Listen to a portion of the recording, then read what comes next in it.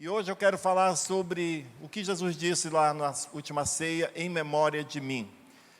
Sabe, isso é muito importante, porque todos nós cristãos precisamos sempre lembrar do que Jesus fez na cruz.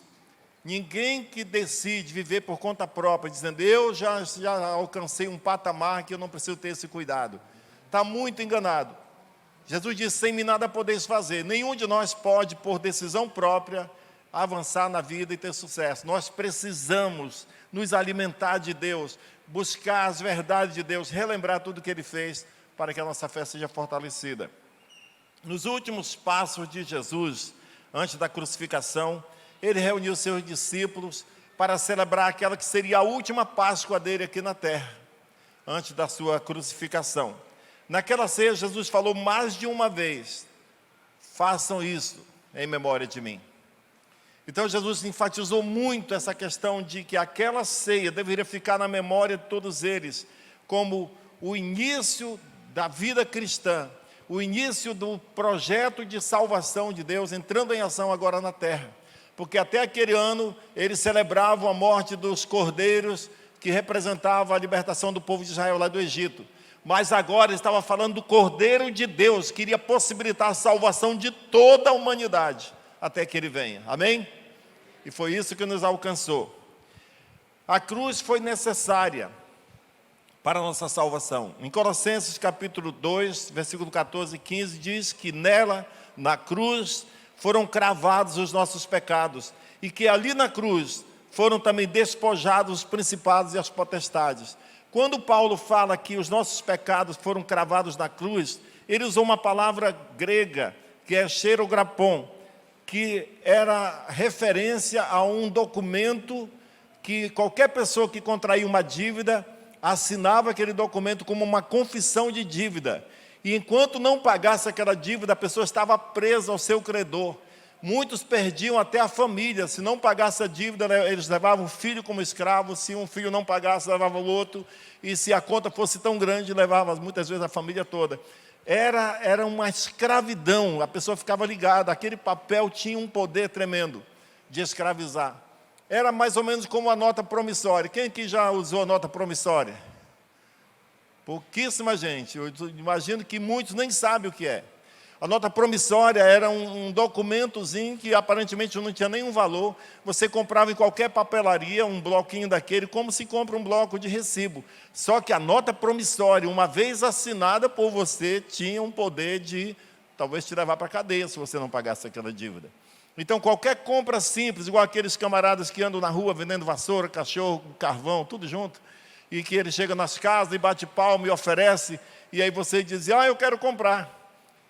Mas eu não tenho como pagar, é R$300. Não, você pode pagar de 3 vezes. Você dizia, tudo bem, eu pago de 3 vezes. Então assina aqui 3 promissórias de 100, com a data certa. E se você não pagasse, no dia você estava encrencado.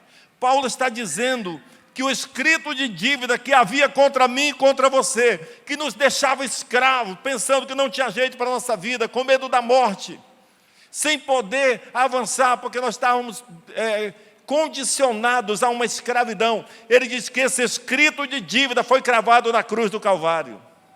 Ou seja, quando Jesus morreu na cruz, Ele estava pagando por aqueles pecados, pagando a sua dívida, e Ele pegou aquele documento, aquela promissória que era no seu nome, e disse, agora está sem valor, está carimbado de paga, e cravou na cruz do Calvário, e te libertou. Amém, irmãos? Só que Paulo fala também uma outra linguagem, uma figura de linguagem militar, quando ele diz que ele também ali na cruz foram despojados os principados e potestades. Paulo está falando de uma linguagem militar usada da época pelos romanos e gregos, quando eles entravam naquelas campanhas de conquista de novos territórios.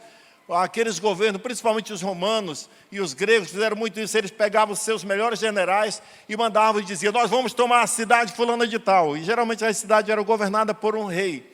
E aquele exército poderoso ia lá e prendia aquele rei, tomava a cidade, e agora ele pegava os seus melhores generais, lá daquela cidade que perdeu a batalha, e o rei, e eles acorrentavam eles, e a cidade de origem dos vencedores preparavam na praça central da cidade um grande palanque, onde eles fariam um desfile militar para honrar aquele general que conquistou aquela batalha. Só que a multidão ia para lá para assistir, para honrar. E quando aquele general entrava com a sua farda de gala, cheio de medalhas de honra ao mérito, e atrás dele vinha acorrentado o rei que ele prendeu e os generais perdedores.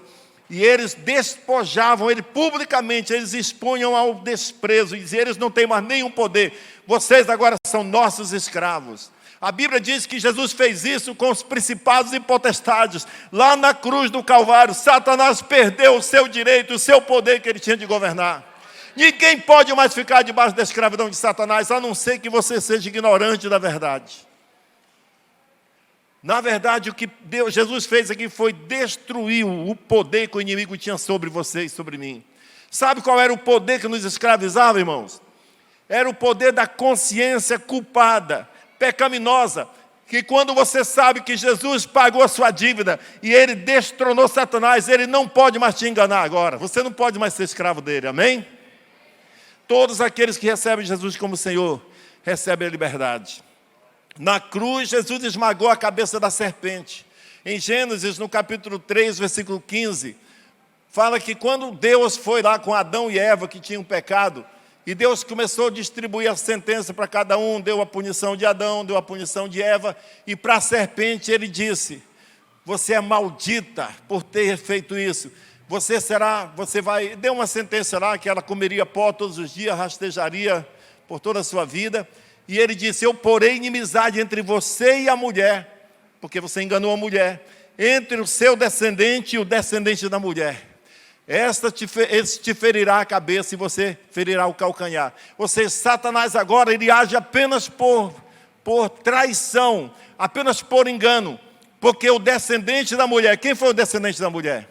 Jesus Cristo, que nasceu da Virgem Maria e viveu nesse mundo, ele triunfou na cruz e esmagou a cabeça da serpente. E libertou a humanidade. Meu irmão, só tem alguém não salvo hoje por duas coisas. Ou por ignorância mesmo, de não conhecer a verdade, ou porque escolheu mesmo, talvez, ser rude e abandonar, desprezar o que há de bom. Porque qualquer pessoa que quiser pode ser salva hoje. A cruz não é um lugar de derrota, a cruz é um lugar de vitória, porque foi lá que Jesus conquistou o poder da ressurreição, pela sua obediência ao Pai. A Bíblia diz que ele foi obediente até a morte, e morte de cruz. Por isso Deus o exaltou, e lhe deu um nome que está acima de todo nome, para que ao nome de Jesus se dobre todo o joelho no céu, na terra e debaixo da terra, e toda língua confesse que Jesus Cristo é o Senhor, para a glória de Deus Pai. Você pode dizer amém? Amém. Aleluia. A cruz é um lugar de vitória. Nós não carregamos mais um crucifixo com uma imagem de Jesus morto, porque ele não está mais morto, ele não está mais na cruz. Nós carregamos uma cruz vazia, que é o símbolo da ressurreição. Ele está vivo, ele não está morto. Amém? Isso é maravilhoso. Símbolo da ressurreição. Morrendo na cruz, Jesus conquistou o poder que o faria ressuscitar e que nos traria o perdão dos nossos pecados. Irmãos, se não fosse pela ressurreição, não adiantaria ter religião. Paulo disse, se Cristo não tivesse ressuscitado, seria vã a nossa fé. Não adiantaria a gente estar orando ou buscando a Deus. Jesus é lembrado ou relembrado quando ele diz, façam isso em memória de mim. Toda vez que você tomar ceia, ele é relembrado nessa mesa da ceia. Não como um grande exemplo, como alguns dizem, não, Jesus é um grande exemplo e morreu para ser exemplo. Não, ele não é relembrado como um grande exemplo, nem como um mestre, nem como profeta, mas como o Cordeiro de Deus que tira o pecado do mundo. Isso é muito animador. Aleluia. Faça isto todas as vezes que o beberdes, em memória de mim. Quando ele pegou o cálice, ele disse, todas as vezes que vocês beberem desse cálice, façam isso em memória de mim. Em memória da sua morte, até que ele venha. Domingo que vem eu vou pregar sobre até que ele venha, sobre a volta de Jesus. Porque nós fechamos esse ciclo aqui da última ceia. O fundamento de toda doutrina cristã depende da verdade da ressurreição. Jesus Cristo, o Filho de Deus, disse, em João capítulo 11, versículo 25 e 26, eu sou a ressurreição e a vida. Aquele que crê em mim, ainda que morra, viverá. E quem vive e crê em mim, não morrerá eternamente. Você crê nisso?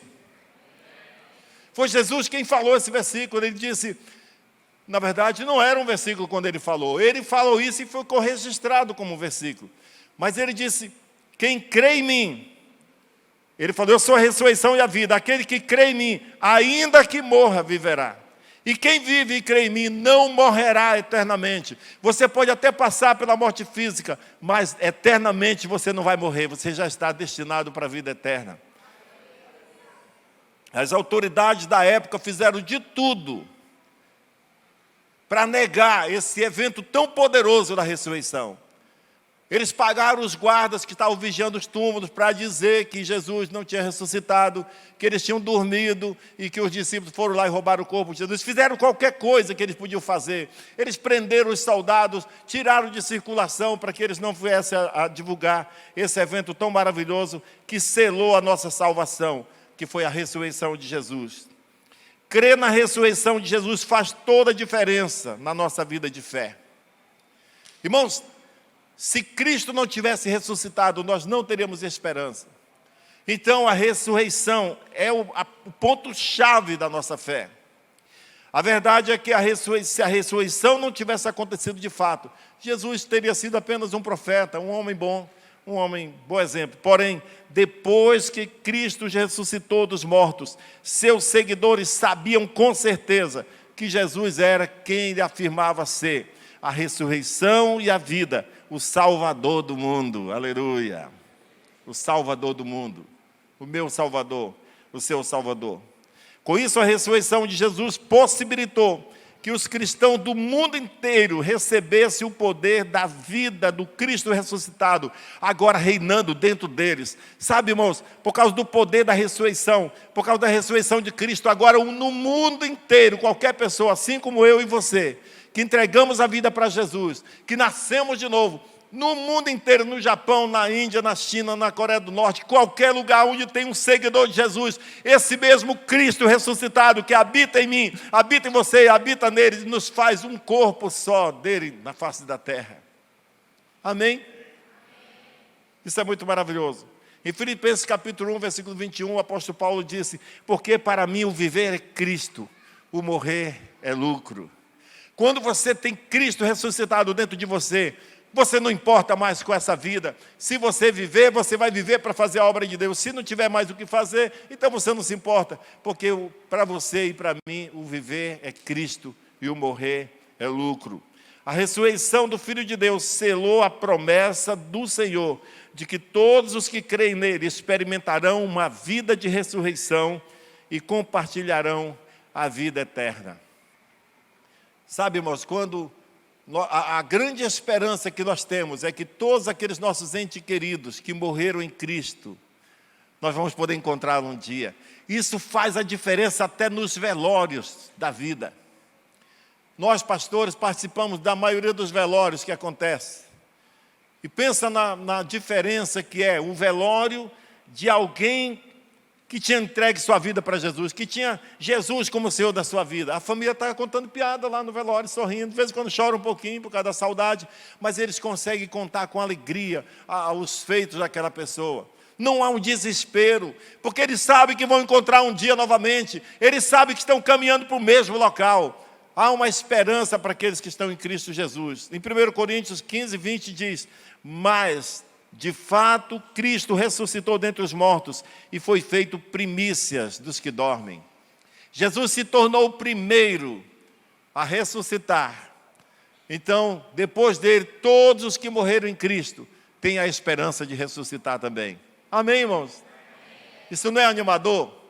Isso nos dá esperança num mundo tão caído como o nosso, num mundo tão injusto, onde não dá para acreditar mais em ninguém praticamente. Você saber que existe uma verdade que rege a sua alma, que conduz você, um poder sobrenatural, como uma dinamite queimando dentro de você, o poder da ressurreição de Jesus que quebra o pecado, que tira a timidez, que tira o medo e faz você saltar de alegria na presença do Senhor. Aleluia! É assim que vive o povo de Deus. Aleluia. A ressurreição mostrou o poder que Deus quer fazer agir dentro de nós. Um homem morto, essa é a nossa história, um homem morto, um túmulo lacrado, uma grande pedra, soldados destemidos em guarda, mas ninguém poderia deter o poder da ressurreição conquistado na cruz. Mesmo o exército romano lá pronto para proteger a entrada do túmulo, não houve quem pudesse impedir. Tem um filme chamado A Ressurreição, eu aconselho você a assistir, todo ano, mais de uma vez. É muito animador. Naquele filme, ele fala dos guardas que estavam lá e quando eles foram pegos no outro dia e foram chamados para dar depoimentos, e aí as autoridades pagaram uma soma em dinheiro para eles dizer que Jesus, que eles tinham dormido e os discípulos tinham roubado o corpo de Jesus. E alguns deles foram presos, desterrados para outras regiões, para que não pudesse ser comunicado.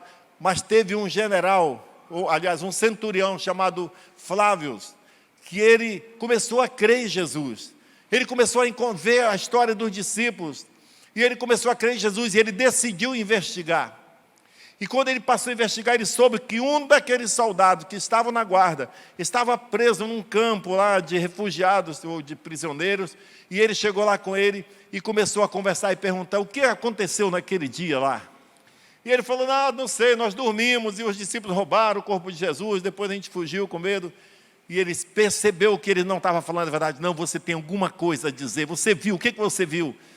E aí ele começou a tremer, e as lágrimas começaram a descer, e ele começou a dizer, nós estávamos lá, de repente veio um clarão do céu, e um grande estrondo, e a pedra que era enorme, ela voou como uma folha seca, e de repente, a expressão que ele disse, irmão, mexe comigo até hoje. Ele disse, eu vi o sol nascendo dentro da sepultura. Sabe o que isso quer dizer? Ele estava dizendo que ele viu Jesus saindo, e era uma luz tão forte, que ele comparou com o sol. Sabe, irmãos, quem tem a consciência e a certeza da ressurreição de Jesus, ele enfrenta a morte, ele enfrenta qualquer circunstância com a sua fé em alta, porque a nossa vida não pertence mais a esse mundo, nós somos do céu, nós vamos viver eternamente com Cristo. Isso fortalece a nossa fé. Um grande terremoto aconteceu, um anjo descendo do céu, guardas apavorados, e a mensagem que pôs fim ao medo das mulheres. Estão procurando, o anjo falou, estão procurando Jesus que foi crucificado. Ele não está aqui porque já ressuscitou. Esse é o nosso Deus. Ele ressuscitou. Ele está vivo. É preciso remover a pedra e mostrar ao mundo o Cristo ressurreto na nossa vida. É preciso remover essa pedra que faz você ser uma pessoa natural, sabe, que não expressa o poder soberano de Deus que está dentro de você. É preciso remover a pedra da timidez, é preciso remover a pedra da vergonha, da falta de decisão na vida, e deixar Deus reinar na sua vida, e reger você para sair por esse mundo, explodindo como uma bomba e destruindo as obras das trevas. É preciso remover essa pedra. A mensagem da ressurreição não pode ser escondida, guardada dentro de você. Todos precisam ouvir essa mensagem. Todos precisam receber. Em Mateus capítulo 28, versículo 8, lemos que as mulheres saíram apressadamente e foram falar aos discípulos. Benditas mulheres que têm coragem. Sabe, irmãos, a maioria dos líderes de célula dessa igreja são mulheres. Parabéns para vocês, mulheres. Tiraria o meu chapéu para vocês se eu tivesse um chapéu aqui. Porque vocês são ousadas, vocês sabem ouvir Deus, vocês valorizam o que realmente tem valor. Talvez foi por isso que Jesus escolheu as primeiras pessoas que souberam de fato da ressurreição foram as mulheres. Também foram as primeiras que, quando elas saíram apressadamente com uma mistura de alegria e medo. A Bíblia diz que elas estavam com medo e alegres. Eu imagino que elas choravam e sorriam ao mesmo tempo. E quando o anjo disse, vão avisar para os discípulos que ele ressuscitou, elas saíram correndo. E no caminho, quem elas encontram? Jesus se apresentou para elas e disse, salve, Outra versão diz: Pai seja convosco. A Bíblia diz que elas se prostraram nos pés e abraçaram e adoraram os pés dele. E ele disse: vão depressa e diga para os meus irmãos que eu estou indo adiante deles para Galileia. Lá eles me verão. Aleluia. Todos precisam ouvir essa mensagem. Os discípulos estavam escondidos, amedrontados, apavorados, com medo dos judeus. Mas a ressurreição os restaurou. O Pedro, que negara Jesus, começou a pregar. E num só dia converteu 3.000 pessoas. Tomé, que tinha se recusado a crer, saiu e começou a pregar também sobre Jesus ressuscitado. Escute aqui, irmãos. Uma igreja que adora o Cristo vivo é uma igreja corajosa. Ela não é medrosa, ela não é triste, nem encolhida, nem recolhida. É uma igreja que sai por aí pregando o evangelho da ressurreição de Cristo. Aleluia. Se a ressurreição é real em sua vida, então você não pode ficar parado. Você não está mais morto nos seus pecados. Você está vivo para Deus. Você está vivo para Deus. Seu coração não mais está preso a essa terra. Você pertence aos céus. Diga assim: eu pertenço aos céus. O meu destino é a eternidade. Hoje eu vou tomar essa ceia aqui, mas um dia eu vou tomar a ceia lá no céu com Jesus nas bodas do Cordeiro. A mensagem da ressurreição restaura Pedros e Tomés e Franciscos e Marias e todos quantos desanimaram na fé, todos quantos pisaram na bola, todos quantos talvez até negaram Jesus. Se arrepender dos seus pecados, você será restaurado como Jesus restaurou Pedro, Tomé e tantos outros. E aí eles passaram a pregar o evangelho com fervor e alegria. Amém?